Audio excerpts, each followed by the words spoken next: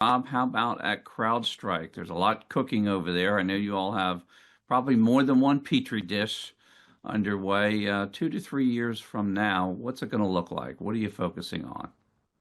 Thanks, Luke. So for this community, I think a lot of the energy that collectively we invest over the coming years really will fit neatly into what the NCD has forecasted will be included in the National Cyber Strategy, which could be out very shortly. We could go through and talk about each of the pillars that are likely to be in there, but there's a couple that I'd highlight because I do think that they'll be especially important for just the work that we elect to do as a community over the next couple of years. That is one, really taking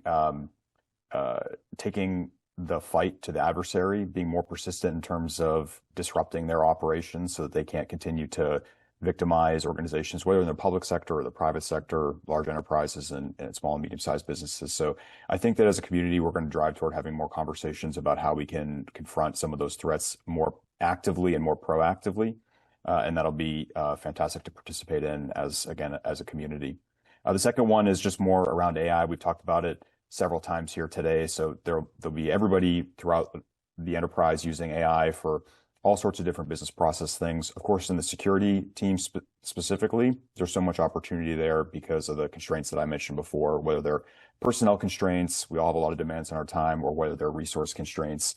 And of course, AI will provide a pathway for people to become more efficient at their work. At the same time, getting back to the adversary, they'll also be using AI. So we need to make sure that we have our tools in place so that we can make sure that we're able to confront threats that will be coming at us in a way which is more persistent, in a way which is potentially more insidious. If there's AI in the enterprise, threat actors can leverage that as new attack surface, and they can make more persuasive phishing attempts. They can find different pathways to leverage AI at scale and autonomously without using traditional command and control tactics like you would have seen in the previous generation of malware and things of that sort. So that's what we're watching for.